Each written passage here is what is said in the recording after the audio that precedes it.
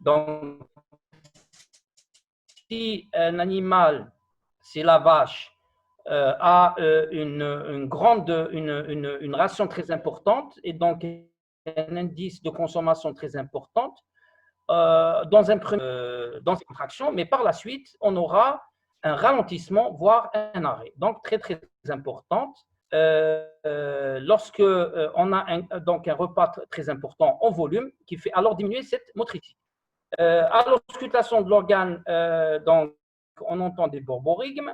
Le H+ et le Cl- sont sécrétés par la caillette et sont réabsorbés dans l'intestin. Ça, c'est très important pour connaître par la suite les problèmes que va engendrer un volvulus et un arrêt du transit au niveau de la caillette. On aura ce qu'on appelle par la suite une alcalose métabolique par défaut de H+, et une alcalose métabolique hypochlorémique. D'accord? Hypochlorémique. Donc, il faut savoir que ce HCl, c'est lui qui va entraîner donc le phénomène d'acidité au niveau de la caillette. Ces deux protons, donc le proton H+, et le Cl- vont au niveau de l'intestin, au niveau duodénal, ils vont être absorbés sous forme de H+ et de Cl-. Le H+, il va jouer dans le maintien donc, de l'acidité du sang, donc il va jouer avec les systèmes tampons, et c'est ce qu'on appelle l'électroneutralité du milieu plasmatique. Donc, sur le plan sémiologique, quels sont les signes d'appel d'une atteinte de la caillette? Alors, ça, c'est très important. Comment, sur le plan clinique, va se manifester des signes qui vont nous orienter vers une pathologie de la caillette? Alors, nous avons chez la vache laitière la chute de production laitière. Et vous allez remarquer que la chute de production laitière, c'est pratiquement un signe commun dans toutes les pathologies qui vont toucher la vache laitière, surtout la haute productrice. D'accord? Et c'est pour cette raison que le contrôle laitier, il est très important. C'est de savoir la production et donc quand est-ce qu'une vache voit sa production diminuer. Donc, c'est un signe d'alarme. Hein, d'accord? C'est un signe d'alarme. Ou une absence de démarrage de la production laitière. Très important. Et c'est pour cette raison que chez au démarrage, c'est ce qu'on appelle le démarrage de la lactation. Donc, un bon donne une bonne lactation par la suite. Lors d'une atteinte de la caillette, nous allons avoir soit une chute de production laitière, soit une appareillage de la production laitière lorsqu'on va se situer juste après le veulage. On peut avoir aussi un ballonnement, donc à gauche ou à droite selon l'endroit où la caillette s'est déplacée. Donc à gauche, c'est le déplacement à gauche qu'on va voir par la suite. Si c'est à droite, c'est le déplacement à droite qui peut être simple ou compliqué par un volvulus. D'accord? Donc, présence de ballonnement. Les signes de douleur rétro-diaphragmatique, on peut les retrouver surtout lorsque on va aborder les cas d'ulcère. Les douleurs sont dues à l'ulcération de la muqueuse gastrique. On peut avoir aussi des diarrhées. On peut aussi avoir, et là, j'attire votre attention, c'est le signe pathognomonique d'une atteinte d'ulcère ou d'hémorragie gastrique. Donc, les ulcères de la caillette sont caractérisés par du méléna. Alors, le méléna, c'est quoi? C'est la présence de sang digéré, du sang. Il est plus ou moins noirâtre. Donc, on va le retrouver au niveau des bouses, à ne pas confondre avec une rectorragie qui, elle, du sang frais, donc c'est du sang rouge, et qui signe généralement une atteinte plus postérieure. Ça veut dire rectum, côlon, sécom. D'accord? Alors, on peut avoir aussi une rarification ou absence de bouse. Hein? Rarification ou absence de bouse, c'est quand il y a donc syndrome occlusif au syndrome ralentissement du transit alimentaire associé, une position ontalgique des animaux qui sont voussés, ça veut dire qu'on va avoir un dos voussé, ça va signer quoi? Ça va signer donc une atteinte au niveau de la paroi et un problème de douleur.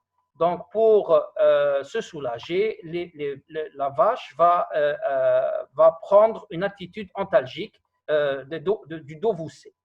D'accord?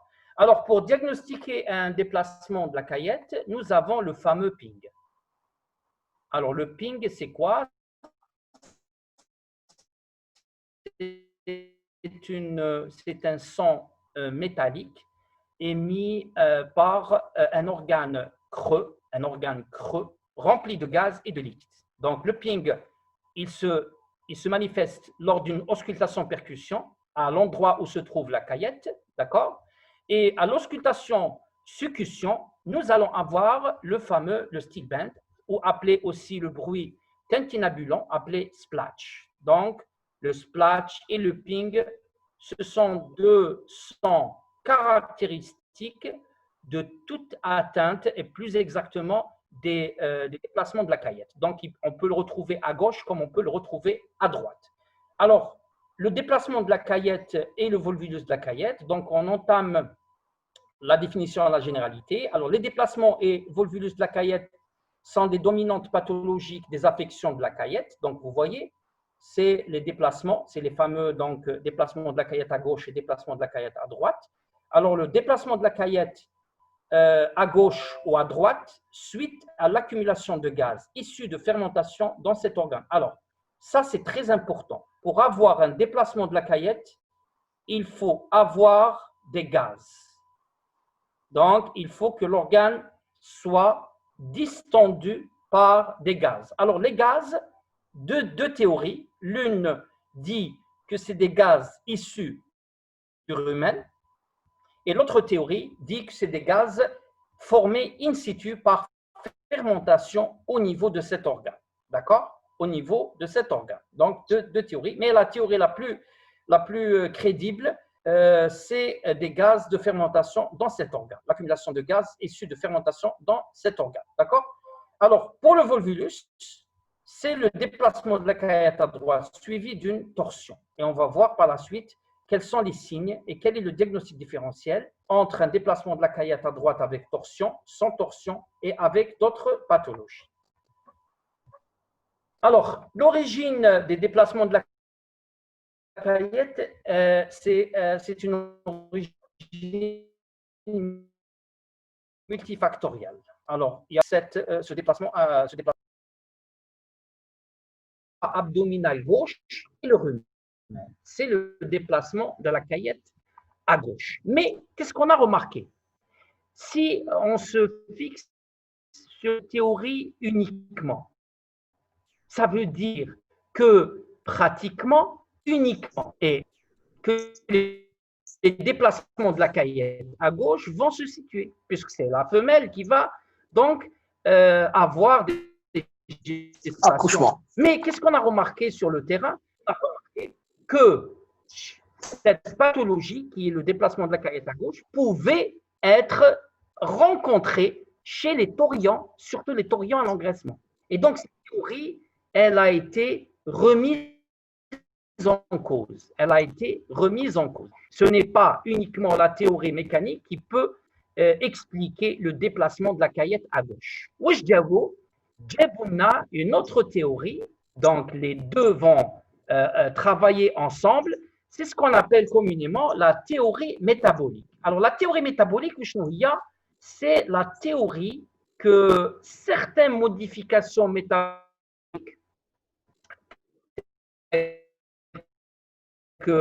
c'est ce problème de déplacement de la caillette.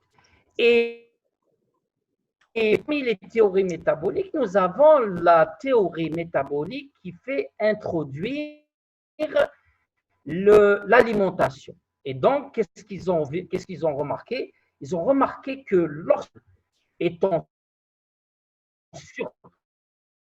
il est producteur d'AGV, d'acide gras volatile, que vous connaissez tous, Ces acides gras volatiles, lorsqu'ils ne sont pas absorbés par le rumen, ils vont passer au niveau de la caillette. Et lorsqu'il y a une augmentation de ces acides gras volatiles au niveau de la caillette, ils vont entraîner d'une part la paralysie de cet organe et la distension par les gaz. Donc, les deux conditions sine qua non pour avoir un déplacement de la caillette. Donc, deux théories, la théorie mécanique et la théorie métabolique. Donc, atonie de la caillette, diminution de la vidange. Alors, les causes de l'atonie sont diverses. Les causes de l'atonie sont diverses parce qu'on avait dit que l'atonie était une condition sine qua non pour avoir une dilatation et un déplacement de la caillette à gauche ou à droite, on va le voir. Donc, on a essayé de voir un petit peu quelles sont les causes de cette atonie. Alors, parmi les causes de l'atonie, nous avons les endotoxines bactériennes. Les endotoxines bactériennes qui sont libérées par des germes lors de métrites, de mammites. Et ça nous rappelle quoi? Ça nous rappelle la synchronisation ou le lien intime entre métrite, mammite, postpartum et le déplacement de la caillette. On s'est toujours posé la question pourquoi, lors de métrite et de mammite, on avait une fréquence de déplacement de la caillette gauche qui était plus élevée. Et là vient l'explication. C'est les endotoxines bactériennes qui entraînaient donc l'atonie de la caillette et donc son déplacement devient plus facile. Nous avons aussi l'histamine. L'histamine qui est libérée lors d'acidose chronique ou l'acidose subaiguë. Et l'histamine joue un rôle freinateur comme les endotoxines bactériennes et qui entraînait donc l'atonie de la caillette. Donc, l'histamine était un facteur très important dans l'atonie et donc dans le déplacement de la caillette. La forte concentration sanguine en corps cétonique, et là, on revient à la fameuse acétonémie de la vache laitière et la relation entre l'acétonémie de la vache laitière et le déplacement de la caillette. Alors, un groupe, c'est une conséquence. Donc, c'est acétonémie, le déplacement de la caillette. Et un autre groupe, non, c'est le déplacement de la caillette qui entraînait un problème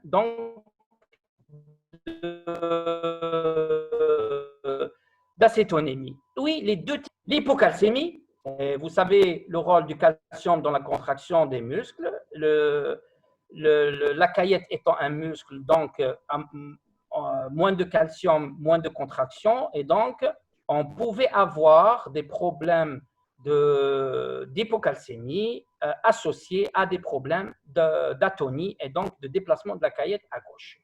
L'acidose ruminale chronique, on l'avait dit, donc génératrice d'histamine, et cette histamine, il est généralement, pour l'acidose ruminale chronique, les deux, hein, donc l'histamine, donc atonie par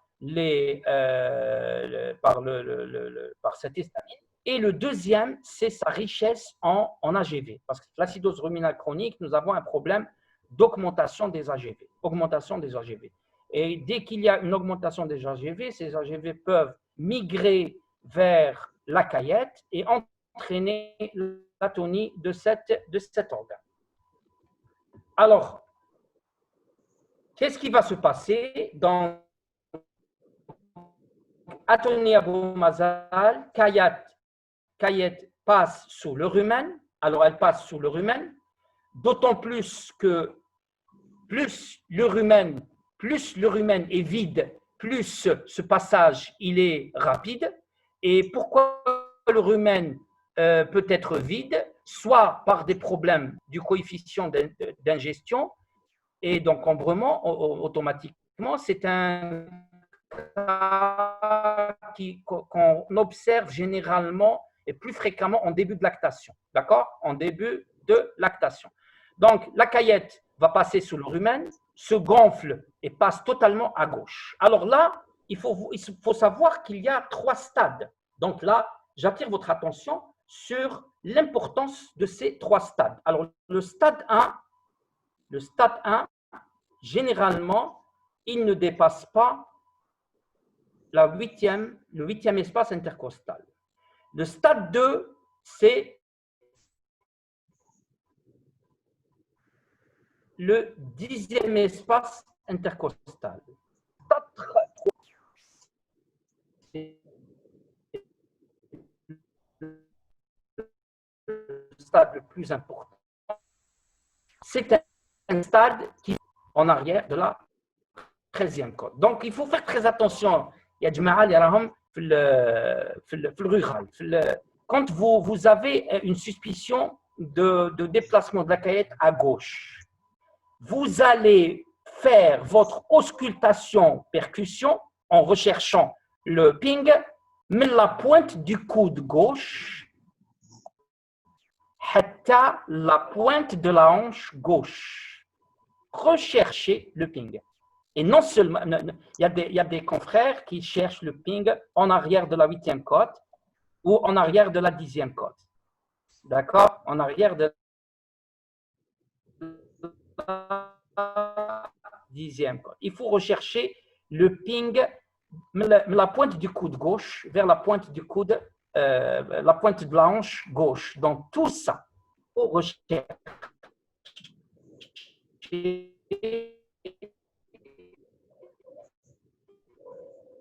le ping qui est un son métallique. Là, il y a un petit problème. C'est ce qu'on appelle les caillettes baladeuses. C'est quoi les caillettes baladeuses? Les gens, les jazz les cahadouma peuvent nous dire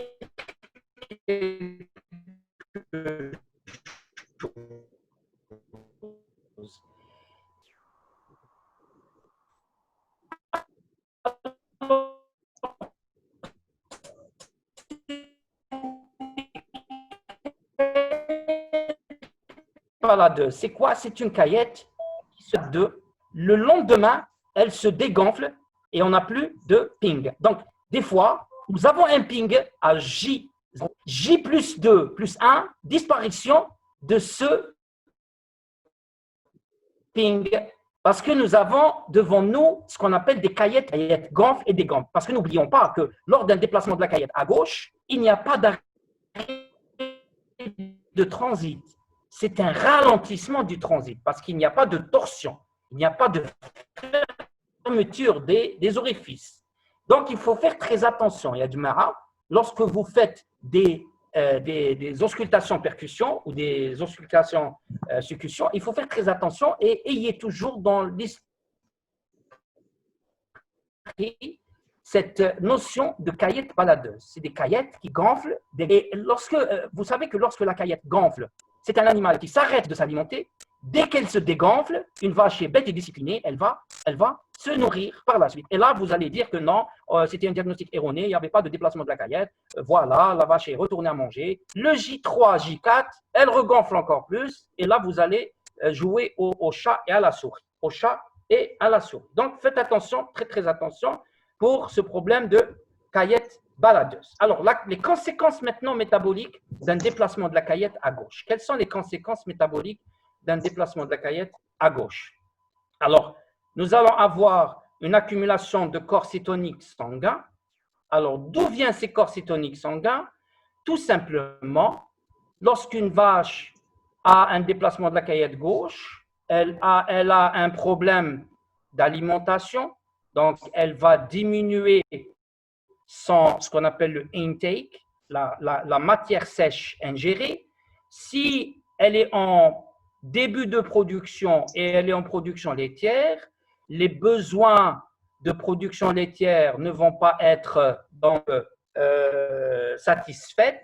Wintedrol dans ce qu'on appellera par la suite la lipolyse et glucogénèse. Et la lipolyse, la glucogénèse, elle va ce qu'on appelle des acides gras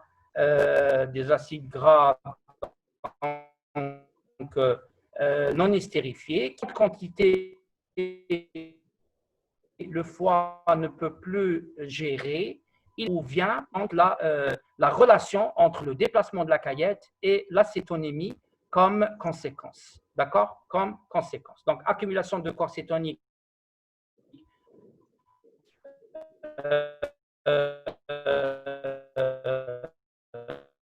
au niveau sanguin, nous avons l'alcalo sanguine, elle a 12H+, hein, qui est séquestré au niveau de la caillette. Le H+, s'il diminue, nous allons avoir une augmentation des bicarbonates. Nous avons une alcalose sanguine hypochlorémique. Lorsque le chlore diminue, les bicarbonates vont augmenter pour avoir ce qu'on appelle le maintien de l'électroneutralité du milieu plasmatique. Donc, double action. Des protons H+, qui vont plus être absorbés au niveau intestinal, ce qui va augmenter les HCO3. Les chlorures qui vont donc diminuer. Pourquoi les H+ et les chlorures? Ils sont séquestrés au niveau donc de la caillette. Au niveau de la caillette. Hein? Ils sont produits et séquestrés au niveau de la caillette. Lors d'un déplacement de la caillette à gauche, il y a une diminution. Et lors de déplacement de la caillette à droite avec volvulus, il n'y a plus de H+, Cl-. D'accord? Là, c'est une diminution. Mais quand même, cette diminution va engendrer une diminution des H+ au niveau sanguin, des chlores au niveau sanguin, et on aura un problème d'alcalose sanguine hypochlorémique. Nous allons avoir aussi une hypocalémie, parce que le potassium, chez les bovins, il est d'origine alimentaire. Et donc, une vache qui ne s'alimente pas, c'est une vache qui va tomber dans un problème d'hypocalémie, le potassium. Et le potassium, il est très important.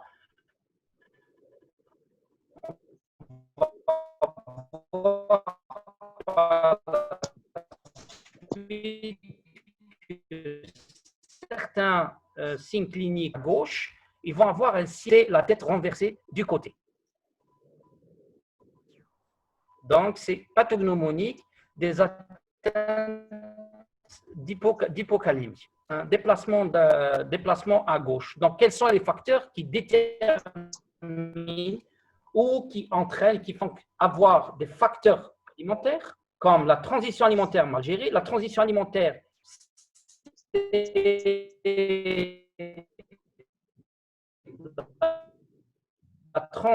c'est la période les 3 semaines avant velage. Qu'est-ce qu'on va avoir? On va avoir des problèmes. Normalement, une transition alimentaire à ce niveau va avoir un aliment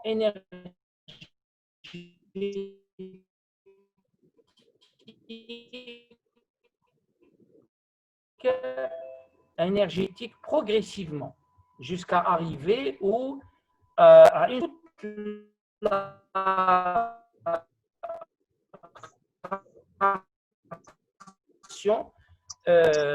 d'une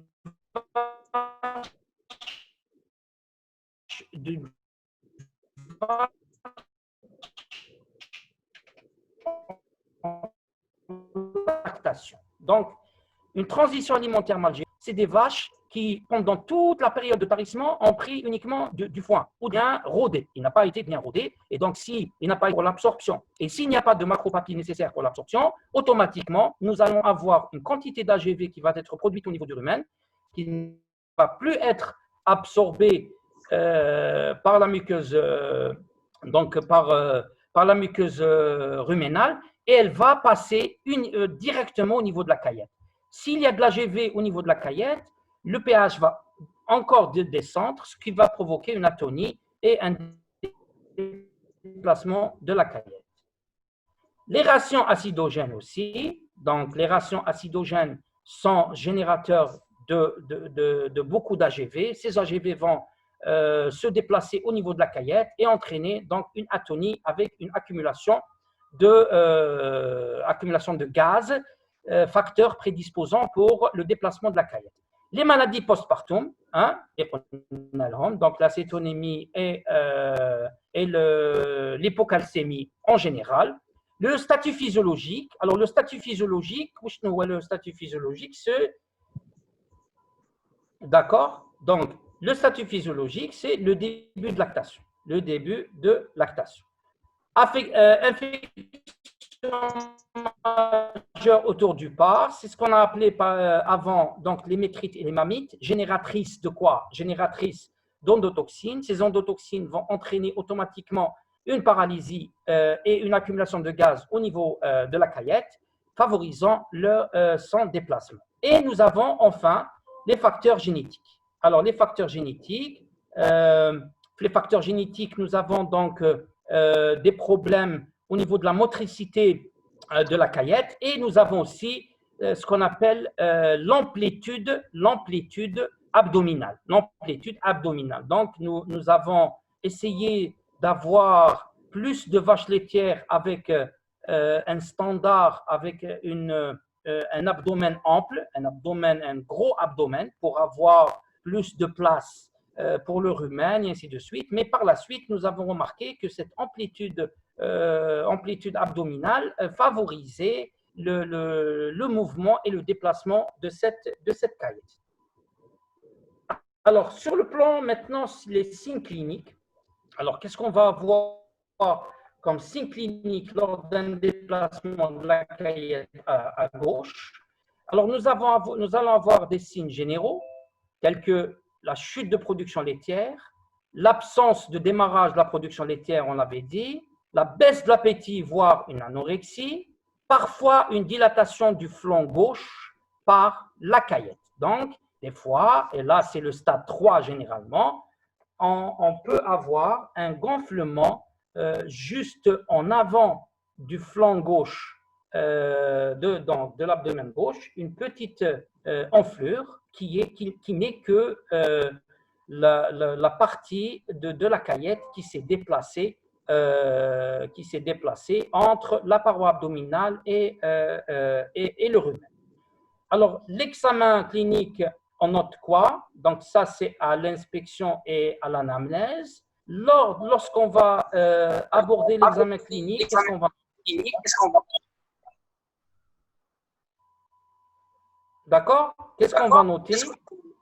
On va noter donc la présence de ce fameux ping à gauche dans l'aire d'auscultation d'un déplacement de la caillette gauche qui se situe, n'oublions jamais, du coude, de la pointe du coude gauche à la pointe de la hanche gauche. Il n'y a ni huitième ni onzième de projection. Il doit être ausculté et percuté. D'accord? Alors, on peut avoir aussi un son tintinabulant, ça veut dire le splash, à l'auscultation-succution du flanc gauche. Hein? Parfois, une odeur de pomme rainette. Et là, vous comprenez maintenant pourquoi il y a cette odeur de pomme rainette. En vérité, l'odeur ne vient pas du déplacement lui-même. Il vient de l'acétonémie. C'est caractéristique de l'acétose chez la vache laitière. On peut avoir aussi une acétonurie. Hein? On peut objectiver ça par des bandelettes urinaires. Mais je vous dis, ces deux signes ne sont pas très évocateurs d'un déplacement de la caillette à gauche, parce qu'on peut les retrouver lors d'une cétose simple, d'une acétonémie simple. Donc, il faut faire très attention. Et c'est pour cette raison qu'on dit toujours la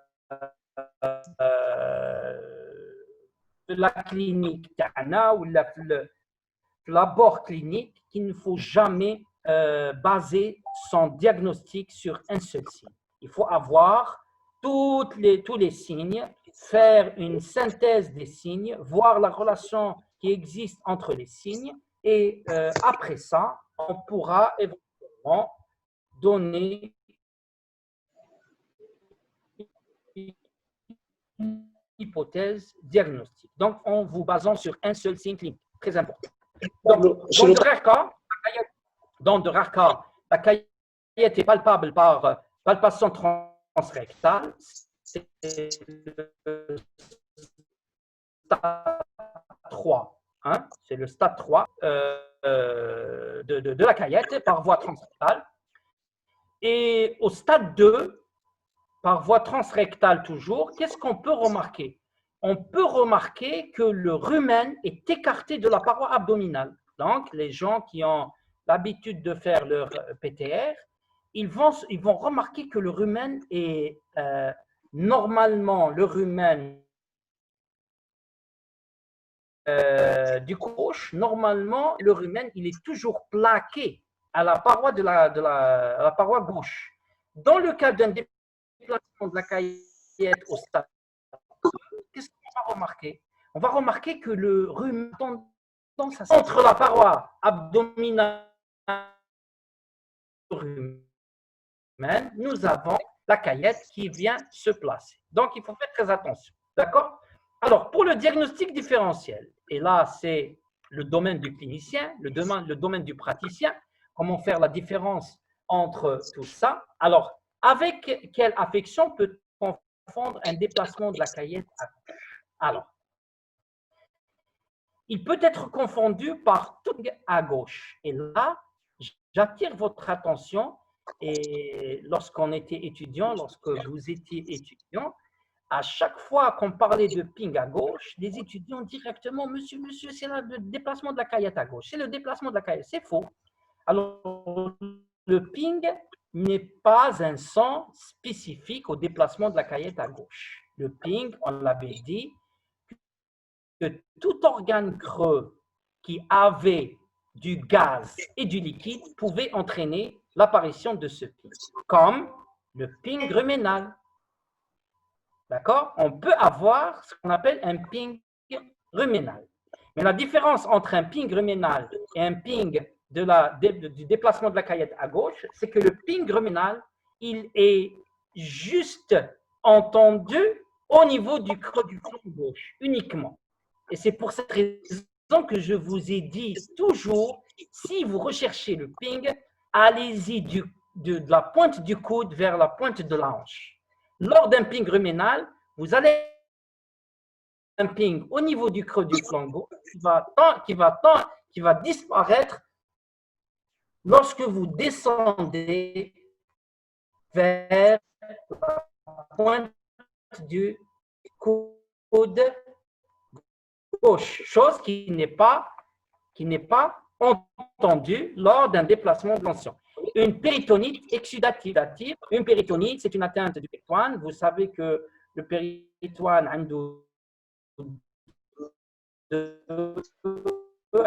un feuillet pariétal et un feuillet viscéral.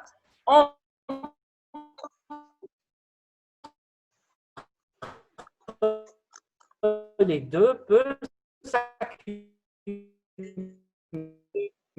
du liquide qui peut donner un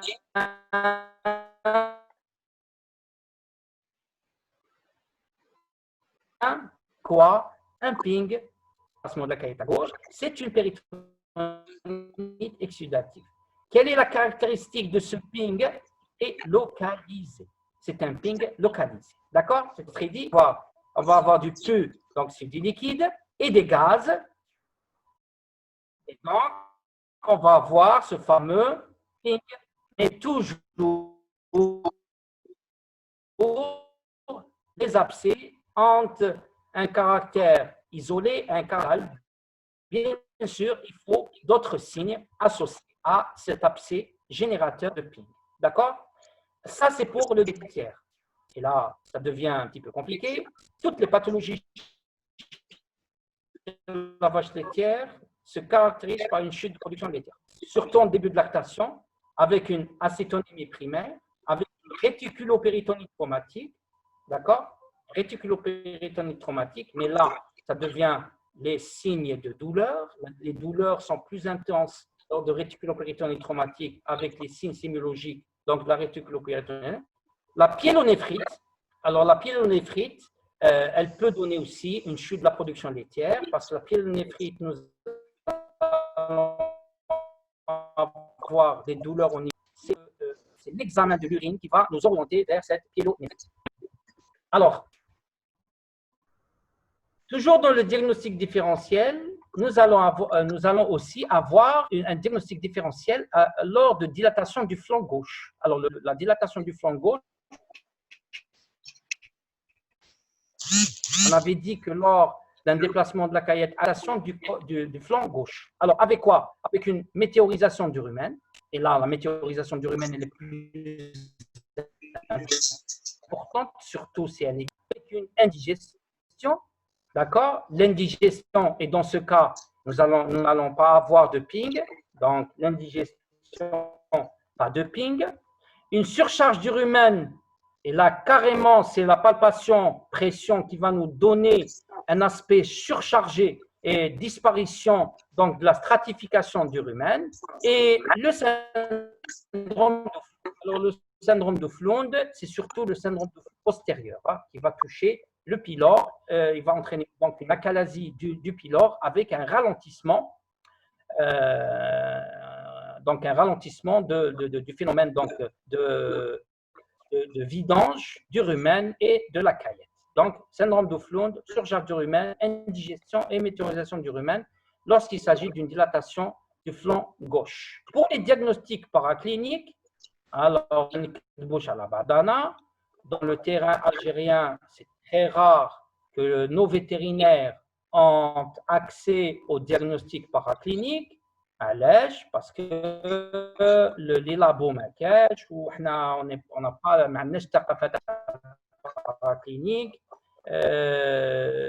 C'est pour cette raison que pour nous soulager un petit peu, j'ai écrit cette phrase. En principe, les signes cliniques suffisent et donc le paraclinique donc le paraclinique il est secondaire.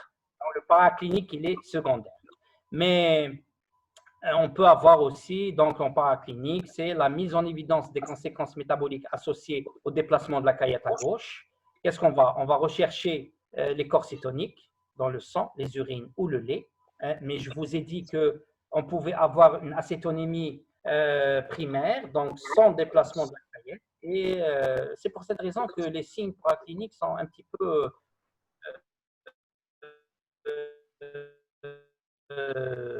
secondaire.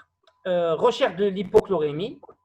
Recherche de l'hypochlorémie. Là, on recherche une hypochlorémie. L'hypochlorémie peut être significatif d'un déplacement de la caillette à gauche. D'accord? On revient à la fameuse laparotomie du docteur Sherif. Alors, la laparotomie. Ah oui, la laparotomie, c'est un moyen diagnostique très, très important. La laparotomie, donc n'hésitez pas à la faire. Laparotomie, donc flanc droit ou gauche, ou échographie. Là, je vais vous étonner. Beaucoup de vétérinaires, l'échographie, ils pensent quoi? Ils pensent à la matrice, ils pensent à la reproduction. L'échographie peut être un outil diagnostique très important dans les affections digestives. D'accord? La RPT, le déplacement de la caillette, les problèmes et ça peut donner des résultats spectaculaires. D'accord? Des résultats spectaculaires. En absence d'échographie, et ainsi de suite, la laparotomie, elle devient très, très importante. Donc, n'hésitez pas à la faire, comme vous l'a montré au cours de la première séance, Dr. Sherif. Laparotomie simple, claire, nette et précise. Ça donne directement le problème, on le règle et on ferme et on finit. Alors, pour le traitement… Docteur Aziz. Oui. Docteur Aziz.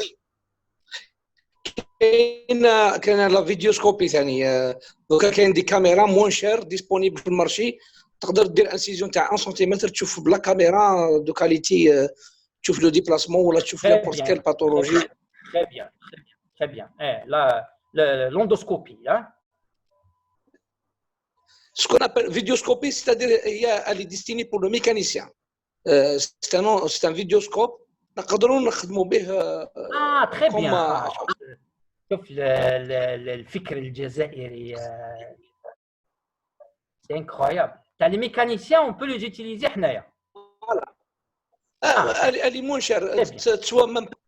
Elle est moins chère. Je sais. Et ça donne des résultats.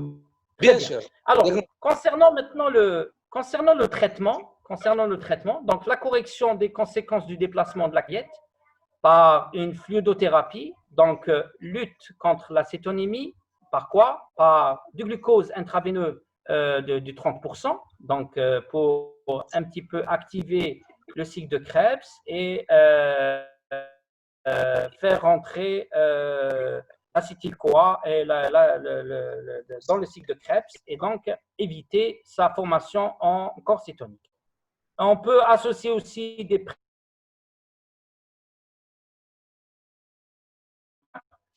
On traite aussi l'hypokaliémie par du KCL par voie orale.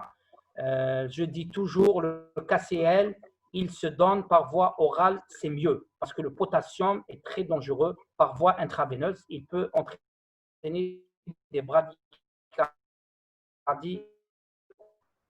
avec.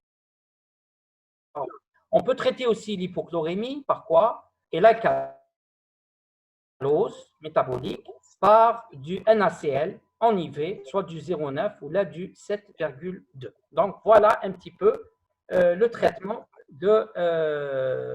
Donc, ça, c'est la correction du déplacement de la caillette.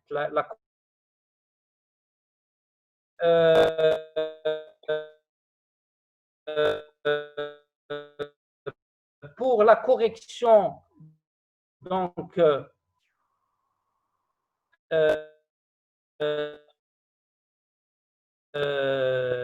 il existe plusieurs techniques de la vache. Alors, le roulage de la vache, il faut faire très attention. Le roulage de la vache, voire devant un cas de dépassement au stade 3, c'est-à-dire qu'il arrive, il dépasse le 13e côte, le roulage de la vache ne va rien faire. D'accord? Un inconvénient, c'est les récidives, puisqu'on n'a pas fixé donc la caillette. La caillette peut revenir vers sa place et revenir par la suite vers la gauche. Donc, le roulage, il peut être bénéfique. Personnellement, je ne l'utilise pas.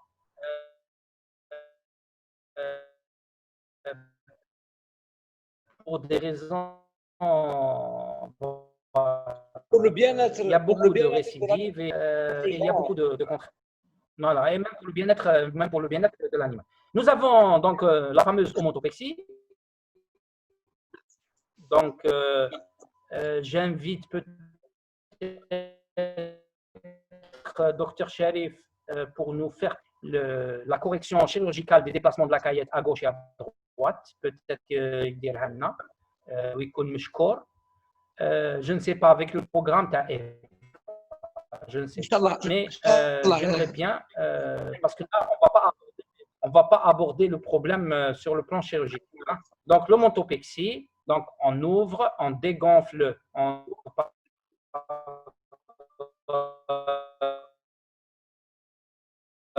la droite, dégonfle la caillette, on à la droite et on fixe l'omontum à la paroi abdominale.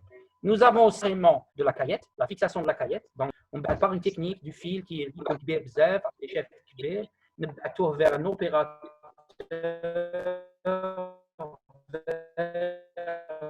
la partie abdominale droite. Les poses de tiges navettes. Alors, les tiges navettes, après roulage de la vache, on fixe de l'extérieur, donc avec des tiges spéciales, des tiges navettes, ce qu'on appelle des tiges navettes. Moi, personnellement, je n'ai jamais utilisé Hadoma. J'ai utilisé surtout l'homontopexie et qui donne des résultats assez spectaculaires. Passons maintenant au déplacement de la caillette à droite. Alors, le déplacement de la caillette à droite, il était soit simple, soit compliqué d'un volvulus. Soit compliqué d'un volvulus. On va voir sur le plan clinique comment on différencier entre un déplacement de la caillette à droite, à droite avec volvulus. Alors, sur le plan épidémiologique, sur la gauche ou la droite, nous allons avoir avec accumulation de gaz à l'intérieur. Donc, dans les deux cas, c'est le facteur prédisposant, le facteur déclenchant très, très important dans les deux déplacements. Alors, le décédé touche en général les vaches plus âgées. Et là, c'est une constatation. Et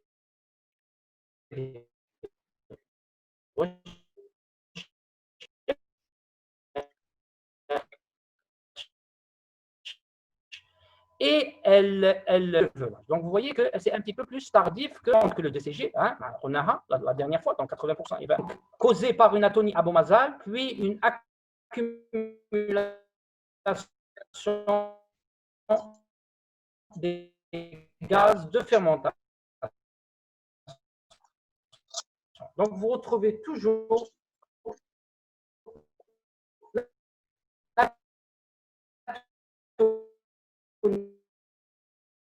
et la fermentation. L'atonie et voilà un petit peu le schéma d'une dilatation et un déplacement de la caillette à gauche. Donc, vous voyez, donc, logique. Donc, la caillette, normalement, elle se retrouve à ce niveau. Voilà, ça, c'est ce qu'on a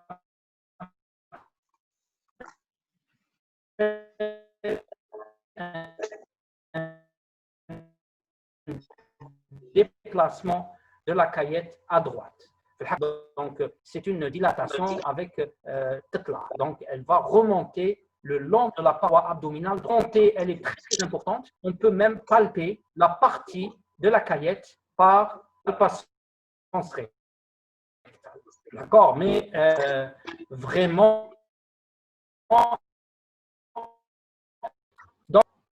alors 60% des cas, la torsion, dans 60 cas que la caillette.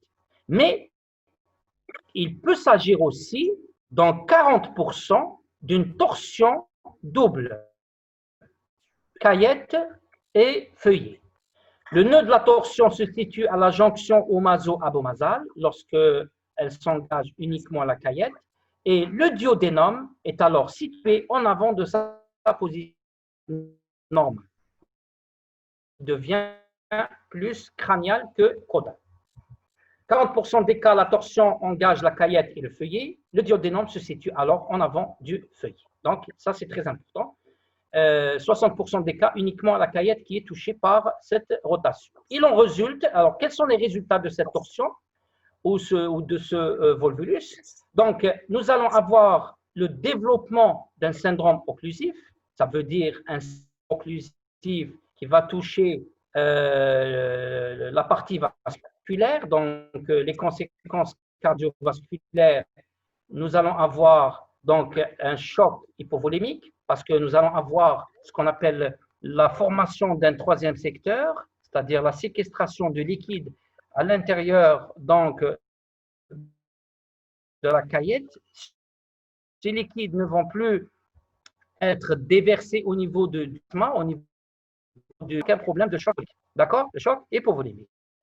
Les conséquences métaboliques, nous allons avoir donc une alcalose hypochlorhémique, on l'a déjà expliqué, l'alcalose hypochlorhémique par défaut de H+ dans un premier temps et défaut de chlore qui va entraîner une rétention des bicarbonates pour avoir l'électroneutralité du milieu plastique.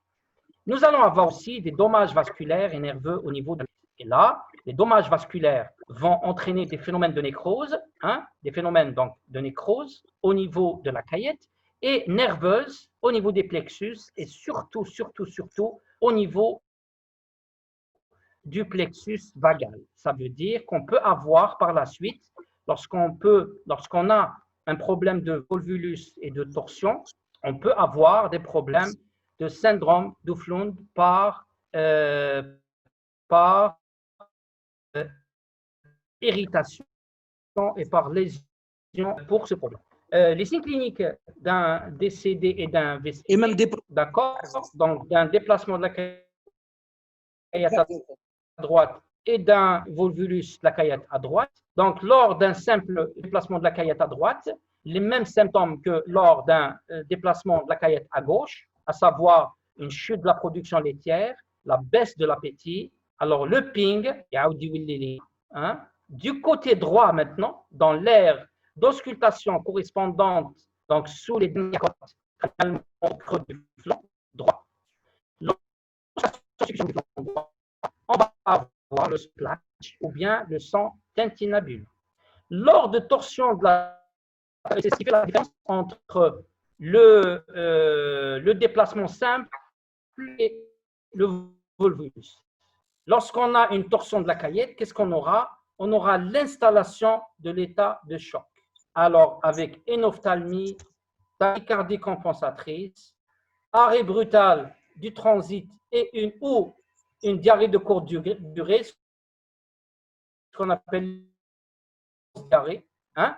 Il faut faire très attention. Lorsque vous avez un problème de torsion de la caillette, avec volvulus de la caillette, automatiquement, c'est l'état de choc qui va nous orienter vers ce type de lésion. Alors, on a aussi une dilatation abdominale droite, du méléna,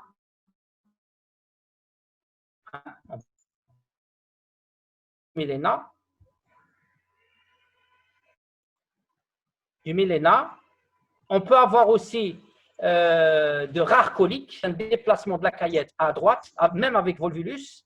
Les douleurs abdominales ne sont pas très, très importantes. Mais shikima, les douleurs intestinales. Hein? Les coliques sont généralement d'origine intestinale. Alors, en l'absence de traitement, l'animal peut mourir en 1 à 2 à 3 jours. 1 à 3 jours. Là, je vous ai montré un petit peu un petit tableau qui récapitule un petit peu les symptômes d'une déshydratation chez les ruminants. Donc, légère énophtalmie, pli de peau persistant, 3-5 secondes, muqueuse humide. Nous sommes devant un cas d'une perte de 6 à 7%. Le score de déshydratation, il est 1, donc léger. L'énophtalmie franche, pli de peau persistant, 6 à 10 secondes, muqueuse collante, donc 8 à 9%, modéré en 2. L'œil fortement enfoncé dans l'orbite, pli de peau persistant indéfiniment, c'est-à-dire qu'il ne revient jamais, muqueuse pâle et ainsi de suite. Donc, nous sommes devant un cas de 10 à 12%. C'est pratiquement le choc.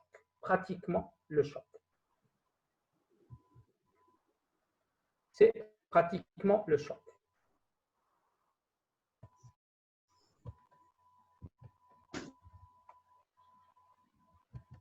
Alors, en ce qui concerne maintenant le diagnostic différentiel, quelles sont les autres pathologies qu'on peut donc différencier entre un déplacement de la caillette à droite?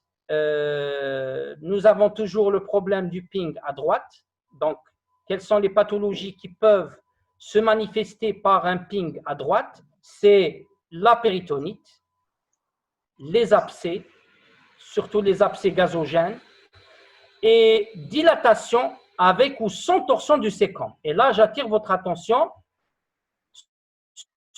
sur la dilatation et avec ou sans torsion du sécom.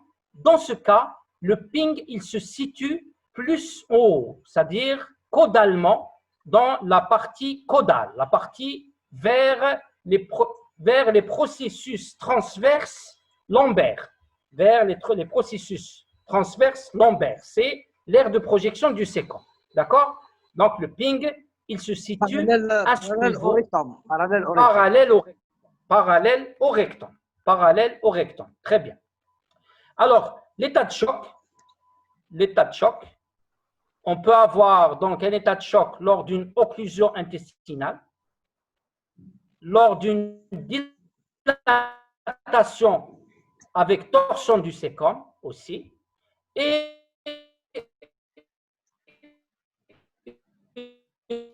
une torsion de racine. Tout ça avec la laparotomie. D'où l'importance de ce geste qui est diagnostique et thérapeutique en même temps. D'accord? C'est un cas d'urgence, il y a un problème de torsion, est-ce que c'est la caillette, est-ce que j'ouvre et là, directement, j'ai tout. Si c'est une occlusion intestinale, j'essaie de la régler. Si c'est une dilatation avec torsion du sécom, j'essaie de la régler. Si c'est un déplacement avec volvulus de la caillette, j'essaie de le régler. Vous avez tout devant vous. D'où l'importance de la laparotomie exploratrice. Laparotomie exploratrice. Alors, différence majeure, une dilatation du sécom s'ausculte plus caudodorsalement sur l'axe pointe du coude. D'accord? Donc, comme on avait dit.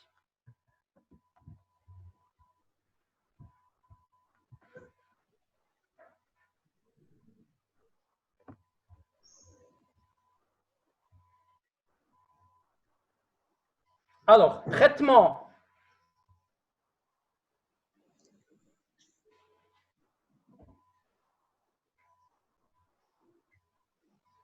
La fenêtre, elle m'a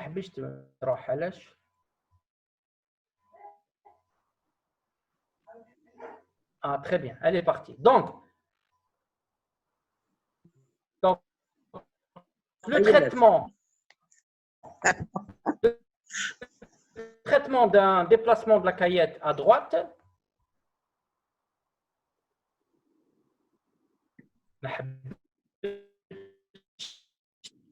معليش راه يتبان هذه علاش نحيوها لنا جماعه اش بها elle est transparente elle تبان hein elle est transparente ah y a très bien on continue elle est transparente alors le traitement donc dans le simple, alors il est à base d'antispasmodique et de fluidothérapie. Ou bien, lorsque le traitement médical ne donne pas de résultat, on y va pour une chirurgie avec une omontopexie. Une omontopexie à droite, puisqu'on est devant un cas de déplacement de la caillette à droite. Alors, le traitement d'un volvulus de la caillette, là, c'est très important, c'est une urgence.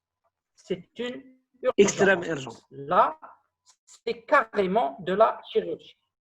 C'est carrément de la chirurgie. N'oubliez pas de procéder à la chirurgie, hein, parce qu'il y a un état de choc, il y a un état de déshydratation qui va s'installer. Donc, ne faites jamais de chirurgie sur un animal qui est choqué, en hypothermie, et ainsi de suite. D'accord?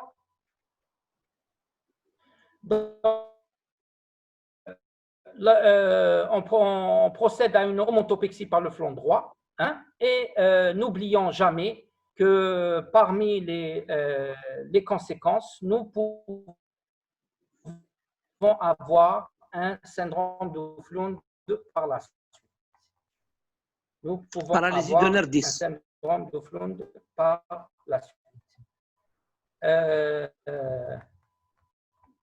Oui. Alors, sur le plan prophylactique, quelles sont les mesures prophylactiques pour un déplacement de la caillette? Donc, il faut régler le problème du déficit énergétique en début de lactation. La transition alimentaire, une ration tarifaire progressive.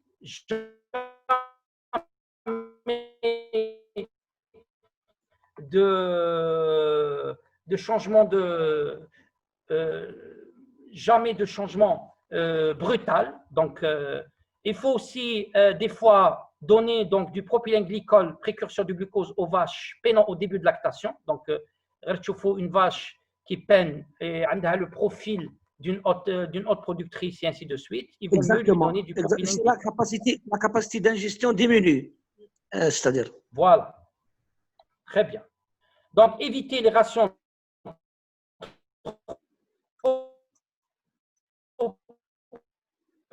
énergétiques pour les vaches taries, hein, surtout en début de lactation. Une vache tarissement et le BCS TAHA, il augmente au-delà de 4. Qu'est-ce qu'on aura? On aura un problème au niveau donc, de ce qu'on appelle les vaches grasses, syndrome de la vache grasse. Et si la vache grasse voit son foie atteint de lipidose, il ne peut plus gérer les acides gras et on tombe dans ce qu'on appellera l'acétonémie de type 2.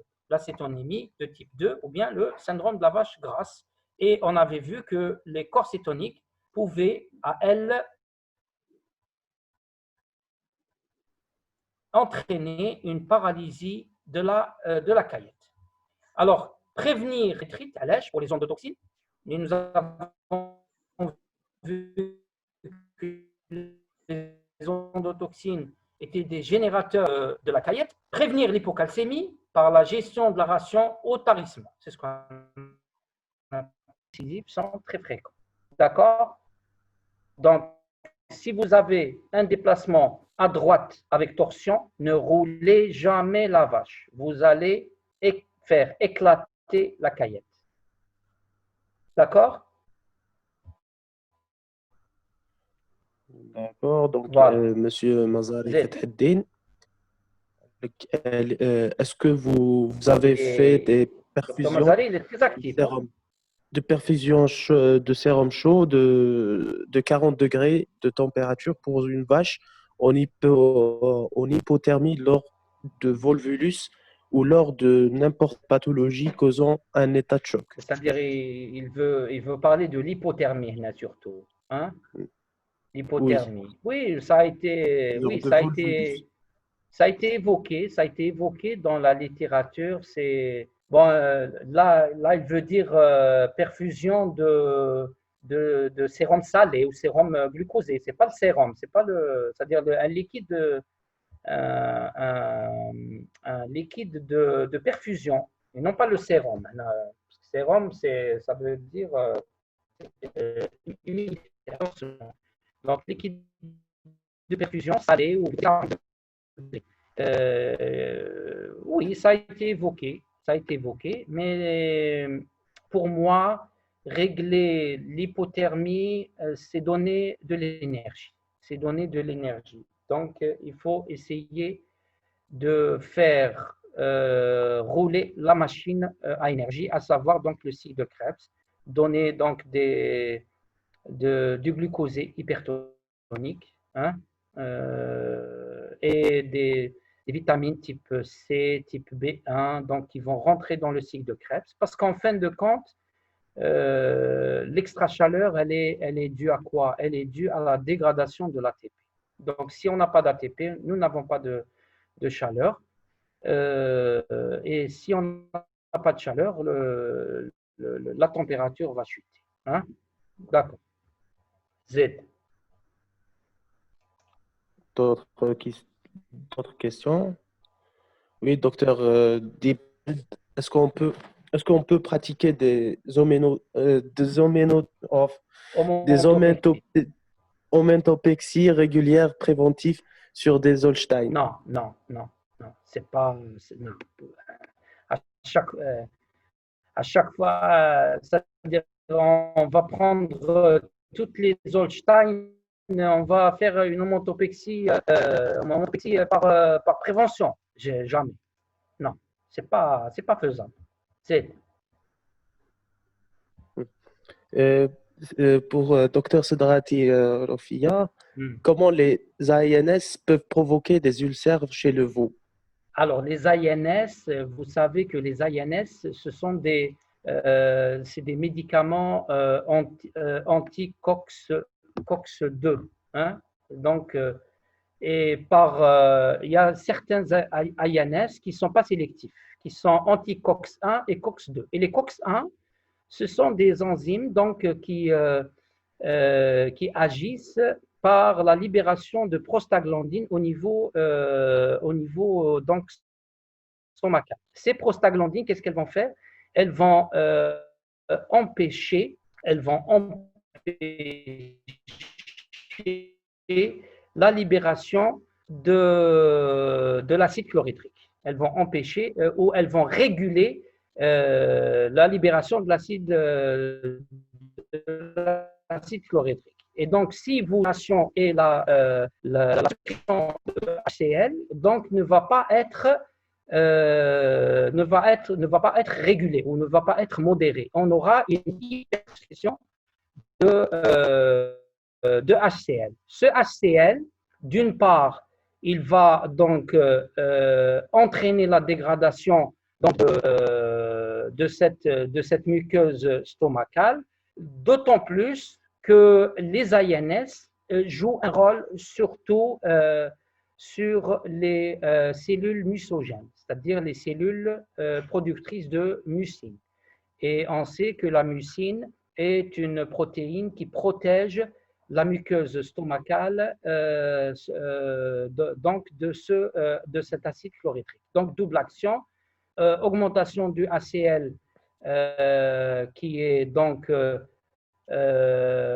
qui n'est plus régulé, diminution de la libération de mucine par les glandes mucigènes. D'une part, la protection n'existe pas. L'acide chlorhydrique, qui est un acide très très fort, d'ulcère. Voilà. Z. Docteur Fatima, quelle est l'alimentation idéale pour éviter les pathologies de la caillette? C'est-à-dire l'alimentation idéale. L'alimentation idéale, c'est de toujours se conférer au rationnement rigoureux de l'animal. Donc, si on est dans une période de tarissement, si on est en période de transition, c'est un aliment, c'est un programme de transition, et ainsi de suite. Donc, il n'y a pas vraiment un aliment bien précis qui va éviter les problèmes donc de déplacement ou d'ulcère. Voilà. Z. Docteur Benayem, s'il vous plaît, le régime alimentaire changera pour combien de temps? Et aussi pour les cas qui se répètent, il est préférable d'orienter à l'abattage. Ah oui, bien sûr, les récidives. Maintenant, la médecine des ruminants est une médecine économique, hein, donc il faut faire très attention. Tout ce qui est récidive, il est anti-économique, et en médecine bovine, il y a donc ce qu'on appelle l'orientation vers l'abattage, et il ne faut pas me chercher midi 14 heures. Oui, c'est effectivement. Vous avez raison, docteur. Très bien. Pour docteur Marwan, docteur Marwan parlait du traitement chirurgical, le déplacement de la caillette gauche. Donc, les couvertures gauche ou droite pour la DCG. La méthode la plus sûre. Ils anticipent un petit peu sur tout ce qui concerne la chirurgie, il faut la voir. Mais alors, il y a beaucoup de techniques de déplacement de la caillette à gauche. Alors, la technique la plus conventionnelle, c'est l'ouverture à droite. C'est l'ouverture à droite. Chercher la caillette à gauche, la dégonfler, en dessous du rumen, et la fixer à droite. Mais il y a des cas où on ouvre à gauche. Il y a des cas où on ouvre à gauche, on dégonfle, on fixe la caillette, à droite, et on la fixe à droite.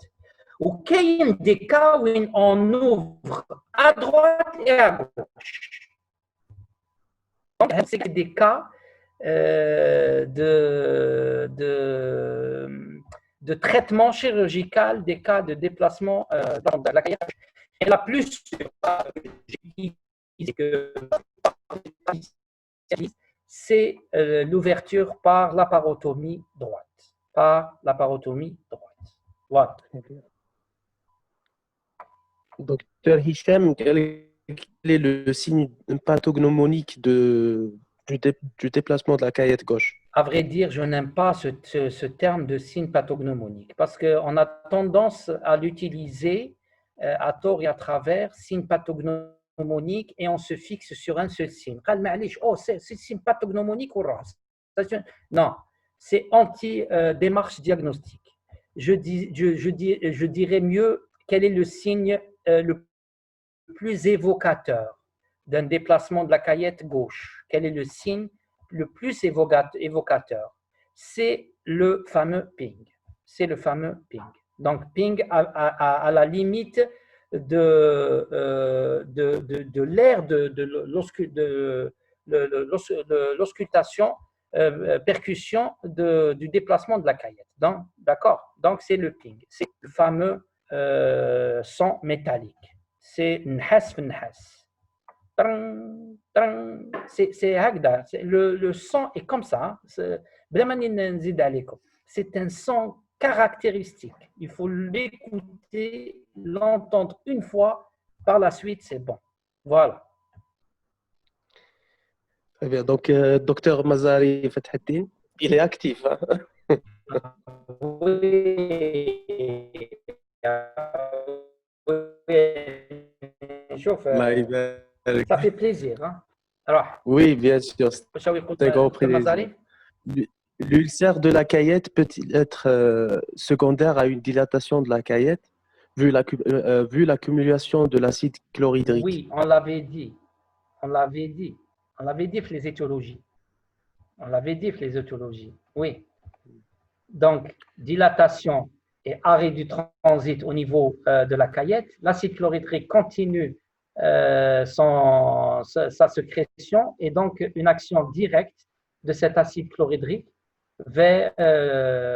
sur la muqueuse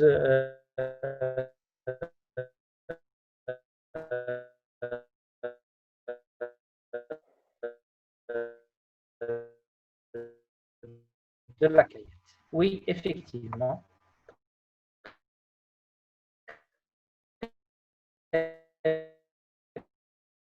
Bien. Z. Bon, docteur Fahouri Une Stambouli, question. je vais commencer. Allô? D'ailleurs, allô, oui, Oui, vous oui, entendez? Animal. Oui. D'accord. Donc, docteur Stambouli, il commence. Donc, d'ailleurs, je tiens à vous remercier pour les efforts consentis pour nos biens. Donc, docteur, la question va se poser sur le diagnostic de la cétose, vu que certains médecins le savent en reniflant sans le passage au diagnostic paraclinique. Oui, alors en reniflant, il faut avoir le nez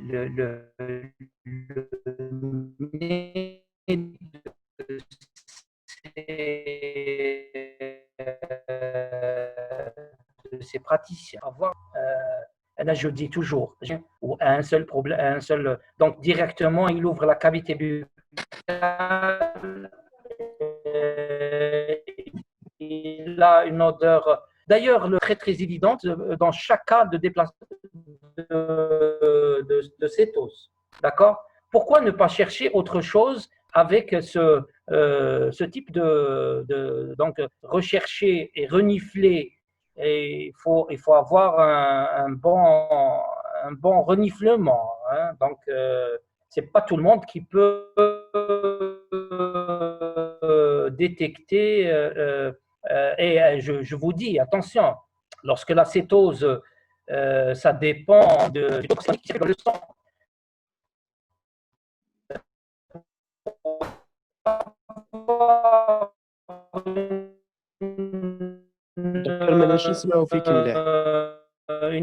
Une odeur de nique ont dépassé un seuil très, très important. Même si c'est la bouteille. Allô? Oui, la bouteille. La bouteille. Allô? Oui, oui, on vous entend bien maintenant. C'est bon. Donc, je récapitule. Les vétos qui se fixent sur le reniflement, donc pour poser le diagnostic de la cétose, comme je l'ai dit, il faut avoir donc leur nez dans un premier temps. Ce n'est pas évident que chaque cas de cétose, nous avons une odeur de pombrénette, premièrement. Deuxièmement, pour avoir ce type d'odeur, il faut que les corps cétoniques arrivent à un certain seuil, donc un seuil très important. D'accord? Pourquoi ne pas chercher d'autres signes? Pourquoi ne pas chercher d'autres signes avec ce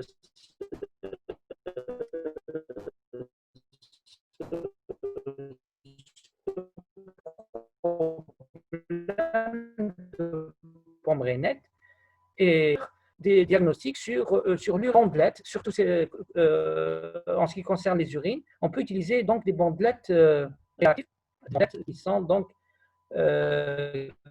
qui peuvent détecter des corps cétoniques qu'on appelle Docteur, ça part en bouteille aussi. l'acétonurie et peut dire carrément s'il s'agit, d'accord, d'un problème de cétose. Pardon? Oui. On n'entend rien. On n'entend rien, docteur. Et la bouteille de Rahala. Là, c'est un problème. Je ne sais pas. La connexion Internet est instable. Donc, lorsque vous expliquez quelque chose, تبدأ la bouteille. Une fois تحبس خلاص تولي normal. C'est ça le problème, c'est ça. Donc, grosso modo, on ne peut pas faire un diagnostic de cétose par uniquement l'odeur de pomegranate. Voilà. Donc, la prochaine question, lorsqu'on ouvre sur les deux côtés, ça prend beaucoup de temps. Donc, comment peut-on gérer le temps opératoire? Bon, généralement, lorsqu'on ouvre les deux côtés, il faut deux chirurgiens. Il faut deux opérateurs en même temps. D'accord?